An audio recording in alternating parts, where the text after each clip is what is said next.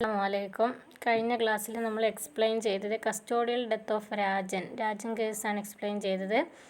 അതിനുശേഷം എമർജൻസിയുടെ കുറേ കാര്യങ്ങളൊക്കെ പറഞ്ഞു. ഇനി എന്താണ് what are the lessons from the emergency, എന്തൊക്കെയാണ് എമർജൻസിയിൽ നിന്ന് ഇന്ത്യൻ ജനത പഠിച്ച പാഠം, അതൊക്കെയാണ് നമ്മൾ എക്സ്പ്ലെയിൻ ചെയ്യാൻ പോകുന്നത്. അപ്പോൾ അതിൻ്റെ അടുത്ത രണ്ടാമത്തെ പോയിൻ്റ് മുതലാണ് ഞാൻ ഇവിടെ ഫോട്ടോ എടുത്തിട്ടുള്ളത്. അതിൻ്റെ ഫസ്റ്റിൽ ഒരു പോയിൻ്റ് അതിൻ്റെ തൊട്ട് മുന്നേ പേജിലാണ്. ടെക്സ്റ്റ് ബുക്കിൽ നിങ്ങൾ നോക്കണം. ലെസൺസ് ഓഫ് ദ എമർജൻസി തൊട്ടിട്ടാണ് തുടങ്ങിയിട്ടുള്ളത്. അപ്പോൾ the first lesson that emergency taught as that it is extremely difficult to do away with democracy. അല്ലേ, അത് എക്സ്ട്രീംലി ഡിഫിക്കൽട്ടായിട്ടുള്ള ഒരു കാര്യമാണ് എമർജൻസി എന്നുള്ളത്. അതാണ് ഒന്നാമത്തെ ഒരു കാര്യം. No doubt, the emergency in India brought out the strength and weakens our of democracy. It is true that the moment emergency was clamped on India, democracy breathed its last. അപ്പോൾ എന്ത് ചെയ്തു, emergency നമുക്ക് ഒരു തരത്തിൽ കുറച്ച് നമ്മുടെ ജനാധിപത്യത്തെ ഒരു തരത്തിൽ എന്ത് ചെയ്ത് സ്ട്രെങ്ത്തും ചെയ്തിട്ടുണ്ട്, വീക്കെൻഡും ചെയ്തിട്ടുണ്ട്. അതായത് ചെറിയ ഒരു കോട്ടങ്ങൾ തട്ടിയിട്ടുണ്ട്, എന്നാലും ജനാധിപത്യ സ്വഭാവത്തെ ഒന്നും കൂടെ അത് എന്ത് ചെയ്തിട്ടുണ്ട്, മുറുകെ പിടിച്ചിട്ടുണ്ട്. ഓക്കെ, അങ്ങനെ അത് എമർജൻസി ഉണ്ടായ സമയത്ത് നമുക്കറിയാം ഇന്ത്യ അതിൻ്റെ ജനാധിപത്യ സ്വഭാവം അതിൻ്റെ ചക്രശ്വാസം വലിച്ച ഒരു സന്ദർഭം കൂടിയായിരുന്നു. But it must be admitted that A normal democratic functioning resumed within A short time. In fact, democracy had not died, it was only sedated. Nobody could dream of destroying democracy completely. അപ്പോൾ എന്ത് ചെയ്തു, കുറച്ച് കാലഘട്ടത്തിലേക്ക് തന്നെ ഇത് ജനാധിപത്യ സംവിധാനങ്ങളൊക്കെ suppress ചെയ്തിട്ട് എമർജൻസി ഇവിടെ ഡിക്ലെയർ ചെയ്തത്. കുറച്ച് കഴിഞ്ഞ സമയത്ത് തന്നെ എന്തെന്നു സാധാരണ നിലയിലേക്ക് പിന്നെ കാര്യങ്ങൾ മാറി. അപ്പോൾ നമുക്കറിയാം, ഏതൊരു ജനാധിപത്യ രാഷ്ട്രത്തിലും ഒരു ഡെമോക്രാറ്റിക് ആയിട്ടുള്ള സംവിധാനത്തെ മാറ്റി നിർത്തിക്കൊണ്ട് ഭരണം നടത്തുക എന്നുള്ളത് അത് അത്ര പോസിബിൾ ആയിട്ടുള്ള കാര്യമല്ല. അത്രയും ജനാധിപത്യ രീതിയിൽ നടന്നുകൊണ്ടിരുന്ന ഒരു രാജ്യമാണെങ്കിൽ തീർച്ചയായും അത് പഴയ അവസ്ഥയിലേക്ക് തന്നെ മാറും എന്നത് ഉറപ്പാണ്. ഓക്കെ, ഇനി സെക്കൻഡ് ലെസൺ അവിടെ തൊട്ടിട്ടാണ് ഇപ്പോൾ ഇതിൽ കാണിച്ചത്. The second lesson we learned is that the emergency provision in the constitution had to be rectified or made more clear. Okay, now we can think of internal emergency. അപ്പം ഭരണഘടനയിൽ emergency declare ചെയ്യാൻ പറഞ്ഞിട്ടുണ്ടല്ലോ, declare ചെയ്യാൻ option കൊടുത്തിട്ടുണ്ട്, അതിനൊരു അവസരമൊക്കെ കൊടുത്തിട്ടുണ്ട്. അപ്പോൾ അതിന് ഒന്നും കൂടെ ആ ഭരണഘടനയിൽ പറഞ്ഞ കാര്യം ഒന്നും കൂടെ ക്ലിയർ ചെയ്ത് റെക്ടിഫൈ ചെയ്തു. എന്തിന് ശേഷം, ഈ ഒരു എമർജൻസിക്ക് ശേഷം. Now we can think of internal emergency only if there is armed rebellion. അതായത് ഒരു സായുധ കലാപങ്ങൾ ഉണ്ടായാൽ മാത്രമേ എന്ത് ചെയ്യാൻ പറ്റുള്ളൂ, ഇൻറ്റേർണൽ എമർജൻസി പ്രഖ്യാപിക്കാൻ പറ്റുള്ളൂ എന്നുള്ളത് ഒരു റെക്ടിഫിക്കേഷൻ ഈ ഒരു എമർജൻസിക്ക് ശേഷം വന്നു. More over an individual be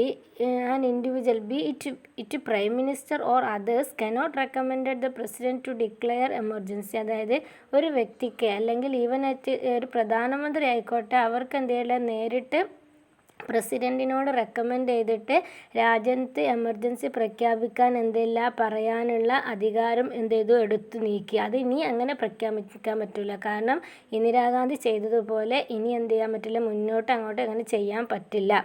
എന്തു വേണം, the recommendation should be from the council of ministers and in A written form. അതായത് കൗൺസിൽ ഓഫ് മിനിസ്റ്റേഴ്സ് പാർലമെൻറ്റിലെ മന്ത്രിമാരുടെ പ്രകാരം തീരുമാനിച്ചിട്ട് അതൊരു റിട്ടൺ ഫോമിൽ എഴുതി തയ്യാറാക്കിയിട്ട് പ്രസിഡൻറ്റിന് സമർപ്പിച്ചിട്ടാണ് അതിന് അംഗീകാരം കിട്ടുക. അല്ലാതെ പ്രൈം മിനിസ്റ്ററോ അല്ലെങ്കിൽ വേറൊരു വ്യക്തിയോ ഒരു ഇൻഡിവിജ്വലായിട്ട് പോയി പ്രസിഡൻറ്റിനോട് ഇതിനെ റെക്കമെൻഡ് ചെയ്താൽ ഇനി അംഗീകാരം കിട്ടില്ല. That means no individual, however the powerful and important he or she may be, cannot verbally advise the president to declare internal emergency in the country. ഇപ്പോൾ മനസ്സിലായല്ലോ, കൗൺസിൽ ഓഫ് മിനിസ്റ്റേഴ്സിൻ്റെ റെക്കമെൻഡേഷൻ പ്രകാരം റിട്ടൺ ആയിട്ട് ഒരു form സമർപ്പിച്ചാൽ മാത്രമേ ഇത് എന്ത് ചെയ്യാൻ പറ്റുള്ളൂ, ഇംപ്ലിമെൻറ്റ് ചെയ്യാൻ പറ്റുള്ളൂ എന്നാണ് പറഞ്ഞത്. Next, the third lesson we learned is that of a man who understood the value of eyesight only when he had lost it. അല്ലേ, അപ്പോൾ അതായത് കണ്ണിൻ്റെ വില മനസ്സിൽ, അതായത് കാഴ്ച ഉണ്ടായിരുന്ന ആൾക്ക് എന്ത് ചെയ്യുള്ളൂ, അത് കണ്ണിൻ്റെ കാഴ്ച നഷ്ടപ്പെട്ടാൽ അതിൻ്റെ വില മനസ്സിലാവുള്ളൂ. ആദ്യം കാഴ്ച ഉള്ള ആളുകൾക്ക് അതിൻ്റെ കാഴ്ച പിന്നീട് നഷ്ടപ്പെട്ടാൽ അതിൻ്റെ വില മനസ്സിലായിരുന്നു. Everyone in India realised how important civil liberties were only after the emergency. അപ്പം വ്യക്തി സ്വാതന്ത്ര്യം എത്രത്തോളം വിലപ്പെട്ടതായിരുന്നു, അതിൻ്റെ ഇമ്പോർട്ടൻ്റ് എന്തായിരുന്നു എന്ന് ഇന്ത്യൻ ജനത മനസ്സിലാക്കിയത് എമർജൻസി ഡിക്ലെയർ ചെയ്തപ്പോഴാണ്. കാരണം എമർജൻസിക്ക് മുമ്പ് ആ ഒരു ലിബർട്ടി എന്ത് ചെയ്തിരുന്നു, ആസ്വദിച്ചിരുന്നു. ഇവിടെ ഫീൽ ചെയ്തിരുന്നു, അവർക്ക് അതിനുള്ള സ്വാതന്ത്ര്യം ഉണ്ടായിരുന്നു. എമർജൻസിൻ്റെ സമയത്താണ് വ്യക്തി സ്വാതന്ത്ര്യം അല്ലേ, ഫണ്ടമെൻ്റൽ റൈറ്റ്സ് ഒക്കെ സപ്രസ് ചെയ്ത്. അപ്പോൾ അതിൻ്റെ വില എനിക്ക് മനസ്സിലായി. ഓക്കെ, ഇനി എന്താ പറയുക, during emergency the court had failed at times in fully protecting civil liberties അല്ലേ. അതായത് എമർജൻസിയുടെ സമയത്ത് കോടതിക്ക് പോലും ജനങ്ങളുടെ സിവിൽ ലിബർട്ടി പ്രൊട്ടക്റ്റ് ചെയ്യുന്നതിൽ ചില പരിമിതികൾ ഉണ്ടായിട്ടുണ്ട്. Several civil liberty organisations sprang up in the country after the emergency. അതായത് ഈ മനുഷ്യാവകാശ സംഘടനകളും അതുപോലത്തെ പല വ്യക്തികളുടെ സിവിൽ ലിബർട്ടിയുമായി ബന്ധപ്പെടുന്ന പല ഓർഗനൈസേഷൻസൊക്കെ രാജ്യത്ത് ഉണ്ടായത് ഈ എമർജൻസിക്ക് ശേഷമാണ്. കാരണം അപ്പോഴാണ് അതിൻ്റെ ഒരു വിലയും അതിൻ്റെ കാര്യഗൗരവവും ഒക്കെ എന്ത് ചെയ്ത് ജനങ്ങൾ മനസ്സിലാക്കിയത്. ഓക്കെ, അതാണ് എമർജൻസിന്ന് പഠിച്ച മൂന്നാമത്തെ ഒരു ലെസൺ, അതായത് ഒരു പാഠം. ഇനി another important lesson we learn from the emergency is that the government in power used the administrative machinery and the police who were forced to do things against the principles അല്ലേ. അപ്പോൾ എമർജൻസിയുടെ സമയത്ത് government എന്താ ചെയ്ത, administrative power അല്ലെങ്കിൽ machinery, അതായത് ഭരണപരമായിട്ടുള്ള തലത്തിലുള്ള ആ ഒരു ഉദ്യോഗസ്ഥന്മാരെയും ഫോഴ്സൊക്കെ ഉപയോഗപ്പെടുത്തിയിട്ട് എന്ത് ചെയ്യുക, മൊറാലിറ്റിക്കെതിരായിട്ട്, അതായത് അടിസ്ഥാനപരമായിട്ടുള്ള ജനാധിപത്യ സ്വഭാവങ്ങൾക്കെതിരായിട്ട് പലതും പ്രവർത്തിച്ചു. സമരങ്ങളൊക്കെ അടിച്ചമർത്താൻ വേണ്ടിയിട്ട്. They became mere puppets in the hands of political parties. അപ്പോൾ എന്ത് ചെയ്തു, പോലീസും അതുപോലെ തന്നെ അഡ്മിനിസ്ട്രേറ്റീവ് ഭരണ തലത്തിലുള്ള ആളുകൾ, ഉദ്യോഗസ്ഥന്മാരൊക്കെ ഒരു പാവകളെ പോലെ ആയി മാറി.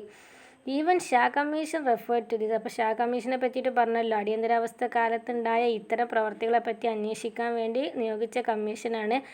ഇതിനെ പറ്റിയിട്ട് റിപ്പോർട്ടിൽ പറഞ്ഞിട്ടുണ്ട്. Okay, the commission found that the police and the administration were vulnerable in political pressure.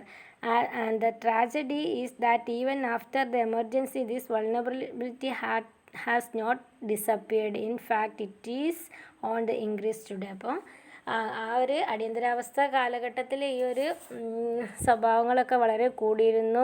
ജനാധിപത്യ വിരുദ്ധപരമായിട്ടുള്ള മോശം പ്രവൃത്തികളൊക്കെ നടന്നിരുന്നു. ഇപ്പോഴും അത് ചെറിയ തോതിലൊക്കെ നടന്നുകൊണ്ടിരിക്കുന്നു. ഓക്കെ, ഇനി നെക്സ്റ്റ് പറയുന്നത് പൊളിറ്റിക്സ് ആഫ്റ്റർ എമർജൻസി. അതായത് എമർജൻസി കഴിഞ്ഞു അതിന് ശേഷമുള്ള ഇന്ത്യയിലെ രാഷ്ട്രീയമായിട്ടുള്ള മാറ്റങ്ങൾ എന്തൊക്കെയായിരുന്നു.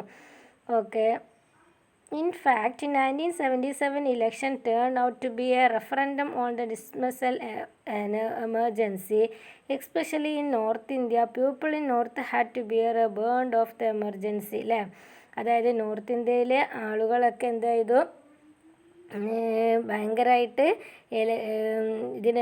എമർജൻസിൻ്റെ സമയത്ത് ഭയങ്കര മുറിവ് ഏറ്റപ്പെട്ട ഒരു വിഭാഗമായിരുന്നു നോർത്ത് ഇന്ത്യൻ സംസ്ഥാനങ്ങളിലെ ഇന്ത്യയിൽ. ഓക്കെ, അപ്പോൾ ഇനി എന്ത് ചെയ്തു, the opposition parties took up the slogan save democracy. അങ്ങനെ സേവ് ഡെമോക്രസി എന്ന ഒരു മുദ്രാവാക്യം ഉയർത്തി അവരെന്ത് ചെയ്തു, ഓപ്പോസിഷൻ പാർട്ടീസ് എന്ത് ചെയ്യുന്നതിന് ഒരു ഇലക്ഷനെ നേരിടാൻ വേണ്ടിയിട്ട് സജ്ജമാകുകയാണ്. The decisive verdict of the people on the emergency came out through their votes. The sensible voters always punished the parties which were anti democratic in their functioning. അപ്പം അത് ജനങ്ങളെ അവരുടെ വികാരം പ്രകടിപ്പിച്ചത് എന്തിലൂടെ ആയിരുന്നു, ഇലക്ഷനിലൂടെ അവരുടെ വോട്ടിങ്ങിലൂടെ അത് പ്രകടിപ്പിച്ചു അല്ലേ. ഇനി അതുകൊണ്ട് നമുക്ക് പറയാം ഈ എമർജൻസി എന്ന് പറഞ്ഞാൽ ഡെമോക്രാറ്റിക് സംവിധാനത്തെ ഒന്നും കൂടെ സ്ട്രെങ്തൻ ചെയ്തു എന്ന്. കാരണം ജനങ്ങളങ്ങനെ അടിച്ചമർത്തിയപ്പോൾ ജനങ്ങൾ എന്ത് രൂപത്തിൽ അതിനെ പ്രതികരിച്ചു, ഇലക്ഷനിലൂടെ അതിൻ്റെ റിസൾട്ട് കൊടുത്തു. അങ്ങനെ ലോക്സഭ ഇലക്ഷൻ ഇൻ 1977, അങ്ങനെ 1977 വീണ്ടും 71 ശേഷം വീണ്ടും എന്ത് ചെയ്യുന്നത്, എമർജൻസി ഒക്കെ ഡിക്ലെയർ ചെയ്തതിന് ശേഷം എന്ത് ചെയ്യുന്നത്, 77 വീണ്ടും ഇലക്ഷൻ നടക്കുകയാണ് ഈ അടിയന്തരാവസ്ഥയിനൊക്കെ ശേഷം കേട്ടോ. The bleak days of the emergency lasted for 18 months. അപ്പോൾ 18 മാസത്തോളം ഇത് നിലനിന്നു. The government decided to have election in March 1977. 1977 election നടക്കുകയാണ് വീണ്ടും. Imprisoned leaders and workers of the different political parties were released. അപ്പം ഇങ്ങനെ ജയിലിൽ അടക്കപ്പെട്ട വർക്കേഴ്സിനും പാർട്ടി പ്രവർത്തകരെയൊക്കെ എന്ത് ചെയ്യും, മോചിപ്പിച്ചു. The opposition parties had readied themselves in a very short time and succeeded in building a strong united front, Janata Party. അപ്പോൾ opposition parties എല്ലാം കൂടെ കൂടി ചേർന്നാണ്ട് അവർ പാർട്ടി ഫോം ചെയ്തു, ജനതാ പാർട്ടി എന്ന ഒരു പാർട്ടി. അതിൽ ആരൊക്കെ ഉണ്ടായിരുന്നു, കോൺഗ്രസ് ഉണ്ടായിരുന്നു, പിന്നെ അതുപോലെ തന്നെ ഭാരതീയ ലോക്ദൾ പാർട്ടി ഉണ്ടായിരുന്നു, സോഷ്യലിസ്റ്റ് പാർട്ടി ഉണ്ടായിരുന്നു, ജനസംഘം പാർട്ടി ഉണ്ടായിരുന്നു. ഇവരെല്ലാവരും കൂടെ കൂടി ചേർന്നിട്ട് ജനതാ പാർട്ടി എന്നൊരു പാർട്ടി ഫോം ചെയ്തു. ദ ആക്സെപ്റ്റഡ് JP's ലീഡർഷിപ്പിലെ അവർ ആരുടെ നേതൃത്വത്തിലായിരുന്നു ഓപ്പോസിഷൻ പാർട്ടി ഉണ്ടായിരുന്നത്, ജയപ്രകാശ് നാരായണൻ്റെ നേതൃത്വത്തിൽ JP ജനതാ പാർട്ടി ഫോം ചെയ്തു. അപ്പോൾ കോൺഗ്രസിൻ്റെ മുഖ്യ ഓപ്പോസിഷൻ പാർട്ടി ഏതായിരുന്നു, Janata party.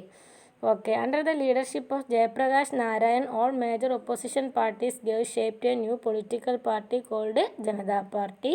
Even Congress leaders who did not support the emergency came out and joined the Janata Party. അതായത് കോൺഗ്രസ്സിലെ തന്നെ എമർജൻസിയെ അനുകൂലിക്കാത്ത കുറേ ആളുകളുണ്ടല്ലോ, ലീഡേഴ്സ് ഉണ്ടല്ലോ, അവരൊക്കെ എന്ത് ചെയ്തു, ജനതാ പാർട്ടിയിൽ ജോയിൻ ചെയ്തു എന്നാണ് പറയുന്നത്. ഇനി to the Janata Party 1977 election was a reference to the emergency. അപ്പം ഒരു ഇതിന് എമർജൻസിക്കൊരു മറുപടി കൊടുത്ത പോലെ ആയി എന്ത് 1977 ഇലക്ഷന്. They focused their election campaign on the emergency excesses and their undemocratic character. അതായത് കോൺഗ്രസിൻ്റെ എമർജൻസി പീരീഡിലുണ്ടായിരുന്ന ആ നയങ്ങളും അടിച്ചമർത്തലുകളും അതുപോലെ തന്നെ അവരുടെ ജനാധിപത്യ വിരുദ്ധ സ്വഭാവങ്ങളും ഒക്കെ ഉയർത്തിപ്പിടിച്ച് ജനതാ പാർട്ടി ഇലക്ഷനെ നേരിട്ടു. As a result public opinion was against the Congress. അങ്ങനെ റിസൾട്ട് വന്ന സമയത്ത് എന്ത് ചെയ്തു, പബ്ലിക് ഒപ്പീനിയൻ ആർക്കെതിരായിരുന്നു, കോൺഗ്രസിനെതിരായിരുന്നു. JP became a hero and redeemer of the democracy in India. അപ്പം അതായത് ഇലക്ഷനിൽ സ്വാഭാവികമായിട്ടും ആര് തോറ്റു, കോൺഗ്രസ് പരാജയപ്പെട്ടു. For the first time since independence the Congress party was defeated in the ഇലക്ഷന്. അങ്ങനെ സ്വതന്ത്ര ഇന്ത്യയിൽ കോൺഗ്രസ് പാർട്ടി ആദ്യമായിട്ട് എന്ത് ചെയ്യണേ, പരാജയപ്പെടുകയാണ് ഇലക്ഷനിൽ 1977. ആരോടെ, ജനതാ പാർട്ടിയാണ് ജയിച്ചത്. It could bag only 154 seats in the Lok Sabha. അപ്പം കോൺഗ്രസിന് എത്ര വോട്ടേ കിട്ടിയിട്ടുള്ളൂ, 154 സീറ്റ് കിട്ടിയിട്ടുള്ളൂ. The percentage of Congress vote below 35. അവർക്ക് എത്ര പെർസെൻറ്റേജ് താഴെ വോട്ട് കിട്ടി, 35% താഴെയാണ് കോൺഗ്രസ്സിന് കിട്ടിയ വോട്ടിൻ്റെ percentage. The Janata and the allies, അതായത് ജനതാ പാർട്ടിയും അവരോട് കൂടെ സഖ്യമായിട്ടുള്ള കുറേ ഗ്രൂപ്പുകളുണ്ടല്ലോ, അവർക്കെല്ലാവർക്കും കൂടെ 330 സീറ്റ്സ് കിട്ടി, 330 സീറ്റ് കിട്ടി. And the Janata independently scored 295 seat. Janata പാർട്ടിക്ക് മാത്രം എത്ര സീറ്റ് കിട്ടി, 295 സീറ്റ് കിട്ടി. There was definitely A massive war against the Congress, especially in the north. The Congress lost every seat in Bihar, Uttar Pradesh, Delhi, Haryana and Punjab. North east സംസ്ഥാനങ്ങളിലാണ് ഏറ്റവും കൂടുതൽ കോൺഗ്രസ്സിന് പരാജയം നേരിട്ടത്. ബീഹാറിൽ, ഉത്തർപ്രദേശിലും, ഡൽഹിയിലും, ഹരിയാനയിലും പഞ്ചാബിലൊന്നും കോൺഗ്രസ്സിന് ഒരു സീറ്റിൽ പോലും ജയിക്കാൻ സാധിച്ചില്ല. It had to be satisfied with 1 seat in Rajasthan and Madhya Pradesh. രാജസ്ഥാനിലും അതുപോലെ തന്നെ മധ്യപ്രദേശിലും ഒരു സീറ്റാണ് കോൺഗ്രസ്സിന് കിട്ടിയത്. Even Indira Gandhi was defeated in Raebareli and her son Sanjay Gandhi lost in Amethi. Indira Gandhi മത്സരിച്ച റായ്ബറേലി മണ്ഡലത്തിലും അതുപോലെ തന്നെ അവരുടെ മകനായ സഞ്ജയ് ഗാന്ധി അമേത്തിയിലുമായിരുന്നു മത്സരിച്ചത്. അവർ രണ്ടുപേരും എന്ത് ചെയ്തു, പരാജയപ്പെട്ടു. The performance of the Congress in Maharashtra, Gujarat and Orissa was far better, having retained most of its seats. In southern States the Congress had A sweeping victory. ഇപ്പം ഇനി നോർത്ത് സംസ്ഥാനങ്ങളിൽ കോൺഗ്രസ്സിന് പരാജയമായിരുന്നു എന്ന് പറഞ്ഞു. സൗത്തേൺ പാർട്ടിൽ എന്ത് ചെയ്തു, കോൺഗ്രസ്സിന് നല്ല വിജയമാണ് ഉണ്ടായിരുന്നത്. കാരണം എന്താണെന്ന് വെച്ചിട്ടുണ്ടെങ്കിൽ the main reason for it was that election excesses were not felt in these states. Most of the atrocities of the emergency, like forced sterilization, demolition of the slums, a blend of denial of human rights and the fundamental rights, did not occur in the southern state.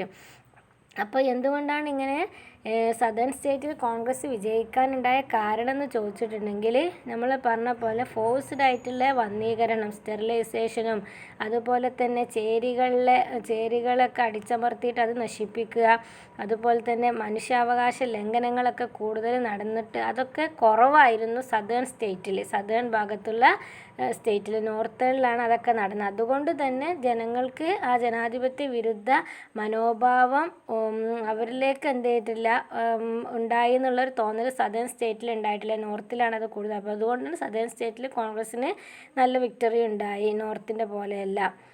One reason for the Congress to lose its hold in North India was the change in the attitude of middle class. They seemed to be drifting away from the Congress and the Janata Party, and the JP provided a very good harbor of them. അപ്പോൾ എന്ത് ചെയ്തു, middle class മധ്യവർഗ വിഭാഗത്തിൻ്റെ ചിന്താഗതിയിലൊക്കെ നോർത്തിൽ കുറേ മാറ്റങ്ങൾ വരുത്തി. അവർ വിചാരിച്ചെന്താണ്, Congress party അവർക്ക് എന്ത് ചെയ്യുന്നത് താങ്ങായിട്ടൊന്നും നിൽക്കില്ല, JPയുടെ നേതൃത്വത്തിലുള്ള ആ പാർട്ടി ആയിരിക്കും, ജനതാ പാർട്ടി ആയിരിക്കും അവർക്ക് എന്ത് ചെയ്യുക മുന്നോട്ട് നയിക്കാനുള്ളൊരു പ്രേരണ എന്നൊക്കെ വിചാരിച്ചിട്ട് കൊണ്ടാണ് എന്ത് ചെയ്യുന്നത് അവർ ജയിച്ച്. ഇനി Janata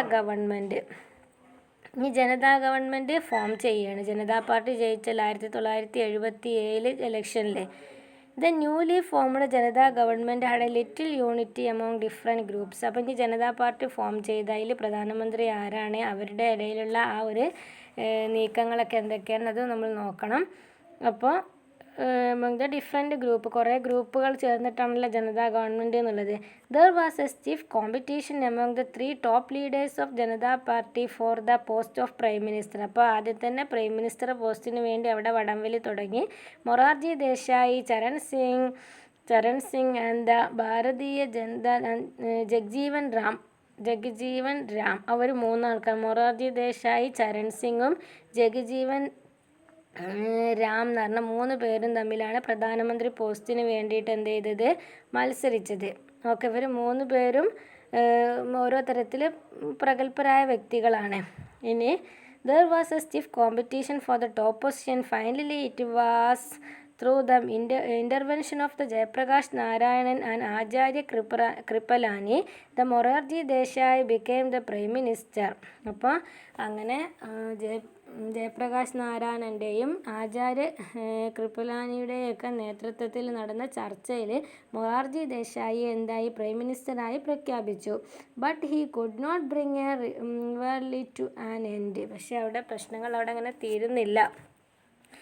the Janata party had nothing to keep them united. അപ്പം ജനതാ പാർട്ടിക്ക് ശരിക്കും ആ പാർട്ടി ചെറു പാർട്ടികളുടെ ഗ്രൂപ്പാണല്ലോ, അതിനെ ഒന്നിപ്പിച്ച് നിർത്തുന്നൊരു ശക്തി അവരുടെ ഇടയിൽ യഥാർത്ഥത്തിലില്ല.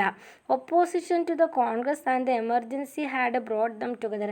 ശരിക്കും കോൺഗ്രസിനോടുള്ള എതിർപ്പ് അതുപോലെ തന്നെ എമർജൻസിയെ എങ്ങനെയെങ്കിലും അതിജീവിച്ച് മുന്നോട്ട് പോകുക, അങ്ങനത്തെ ഒരു ഐക്യം മാത്രം ഈ ഗ്രൂപ്പിൻ്റെ ഇടയിലുണ്ടായിരുന്നു. അല്ലാതെ ആശയപരമായിട്ട് ഈ ചെറു ഗ്രൂപ്പുകൾ തമ്മിൽ ഒന്നിച്ച് നിൽക്കാനുള്ള ഒരു വകുപ്പില്ല. ഈ ഒരു കാര്യത്തിൽ മാത്രം അവരങ്ങനെ ഒന്നിച്ചതാണ്. പക്ഷേ എല്ലാത്ത തരത്തിൽ അവർക്ക് മുന്നോട്ട് പോകാൻ ബുദ്ധിമുട്ടുള്ളൊരു സാഹചര്യമായിരുന്നു.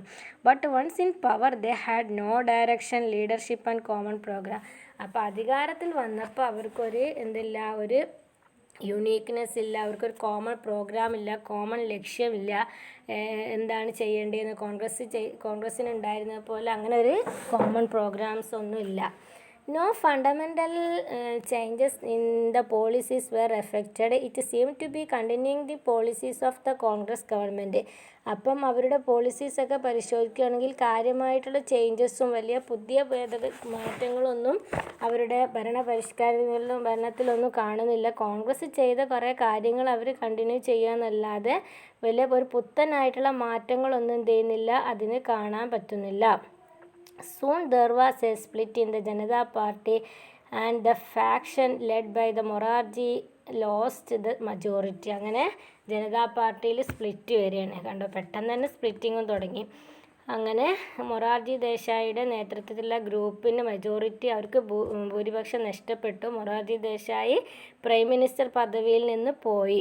Next, Charan Singh became the prime minister, but he also could remain in power only for about 4 months. അങ്ങനെ അതിന് ശേഷം അതിലുള്ള തന്നെ വേറൊരാളാണ് ചരൺ സിംഗ്. ചരൺ സിംഗ് എന്തായി, പ്രൈം മിനിസ്റ്ററായി. അങ്ങനെ അദ്ദേഹം എത്രയാണ്, ഒരു 4 മാസക്കാലമേ അദ്ദേഹം പ്രൈം മിനിസ്റ്റർ പദവിയിൽ നിന്നിട്ടുള്ളൂ. He had formed the government with the support of Congress, which withdrew the support and Charan Singh ministry collapsed.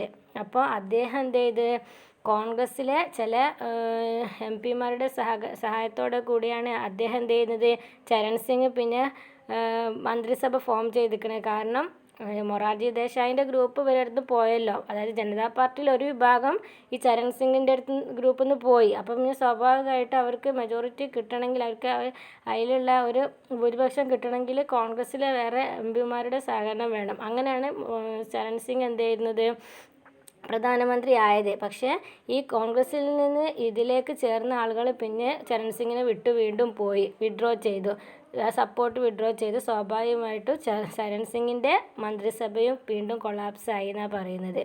Thus, Indian politics had to be witnessed the resignation of the non-Congress ministry and the resignation of the prime ministers even before coming to the Lok Sabha. ഒക്കെ അല്ലേ, അതായത് ലോക്സഭ, അതായത് ഇങ്ങനെ ഒരു റിസൈനേഷൻ്റെ ഒരു കാലഘട്ടം, അതായത് പെട്ടെന്ന് തന്നെ അവർ രാജിവെച്ച് പോകുന്ന ഒരു സന്ദർഭമാണ് ഇന്ത്യൻ പൊളിറ്റിക്സ് ഈ ജനതാ പാർട്ടി ഗവൺമെൻറ് അധികാരത്തിൽ വന്ന 1977 ശേഷം കണ്ടത്.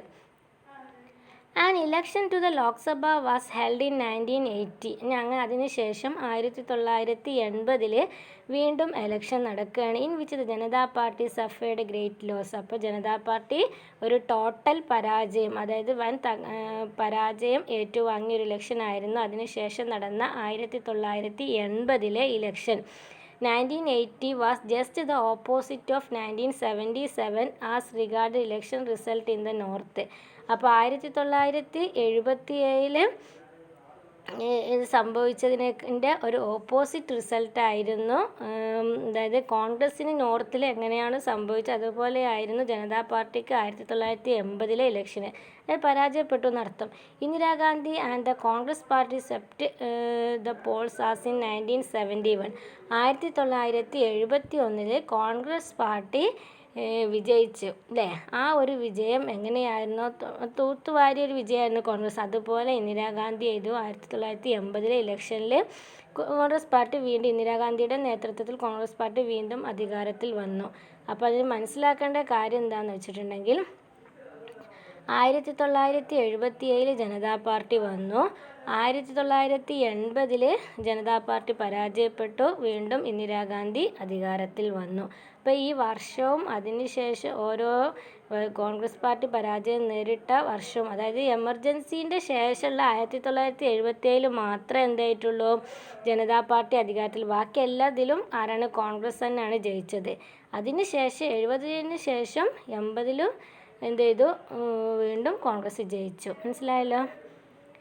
ഇനി bagging 353 seats and come back to power. അങ്ങനെ 1980 നടന്ന ഇലക്ഷനിൽ ഇന്ദിരാഗാന്ധി 353 സീറ്റ് നേടിയിട്ട് പവർ അധികാരത്തിൽ വന്നു. Another lesson we learned about democracy is that the unstable and quarrelsome government are never supported by the vote. അതായത് ഒരു അസന്തുലിതമായ, അതായത് ഒരു ബാലൻസിൽ നിൽക്കാതെ അങ്ങോട്ടും ഇങ്ങോട്ടും ഇൻറ്റേർണലായിട്ടുള്ള കോറൽസ്, വഴക്കൊക്കെ, ഗ്രൂപ്പ് വഴക്കൊക്കെ ഉണ്ടാകുന്ന ഒരു സാഹചര്യത്തിൽ ഒരിക്കലും വോട്ടേഴ്സ് എന്തായില്ല, ഈ ഒരു ഗവൺമെൻറ്റിനെ സപ്പോർട്ട് ചെയ്യൂല. അവരെന്ത് ചെയ്തും, അവരെ താഴെ ഇറക്കും. അതാണ് ജനതാ പാർട്ടിയിൽ സംഭവിച്ചത്.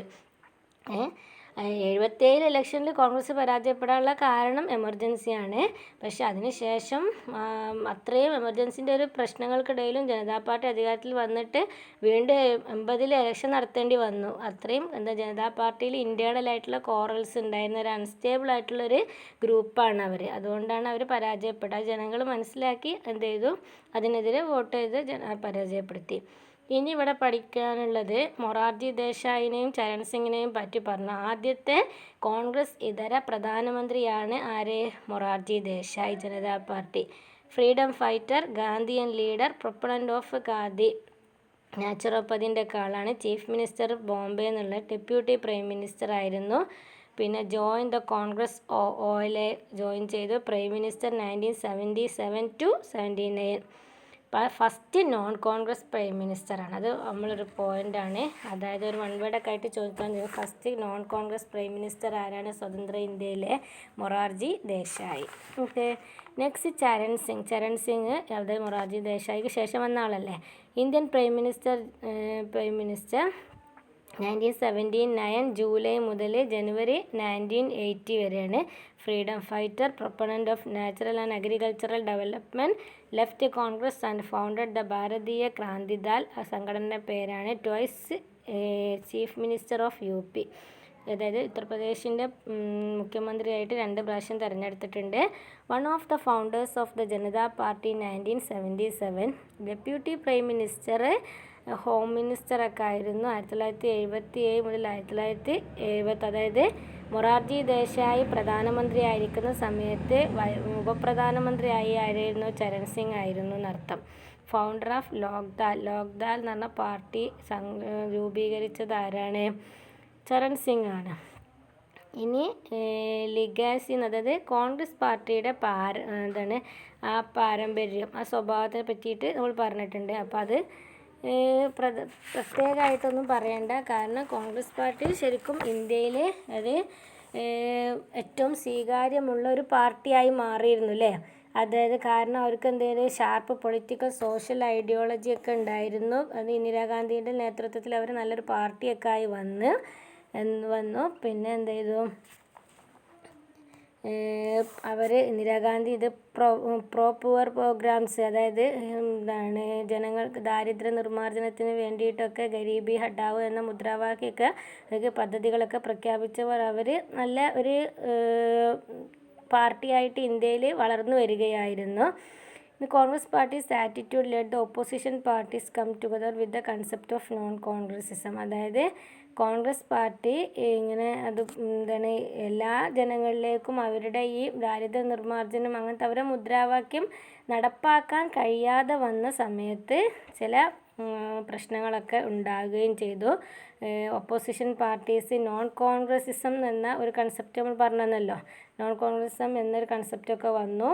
അങ്ങനെ but after the election opposition realized more on non-congressism. They also tried not to slip in Congress vote.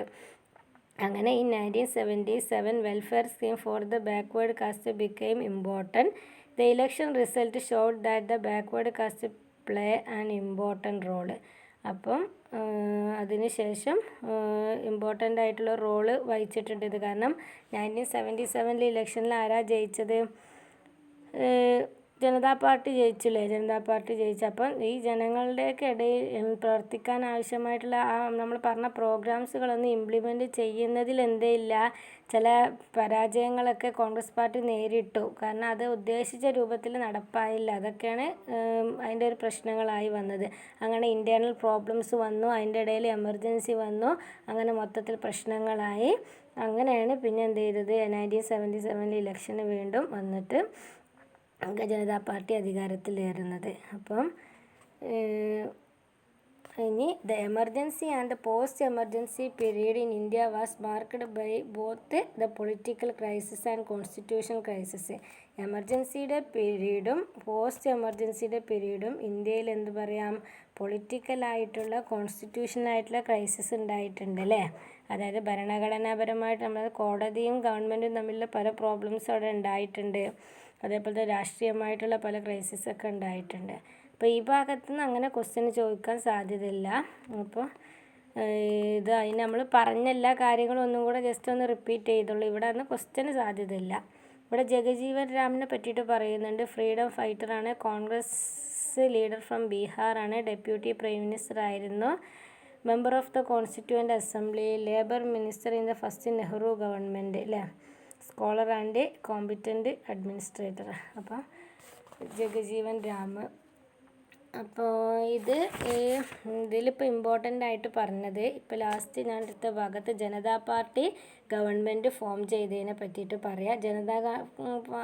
Form ചെയ്ത് ജനതാ പാർട്ടി ഗവൺമെൻറ് സ്പ്ലിറ്റ് ചെയ്യാനുണ്ടായിരുന്ന കാരണം ഓക്കെ അത് ചോദിക്കുന്നുണ്ട്.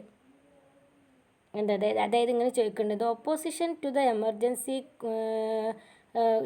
could keep the Janata Party together only for a while.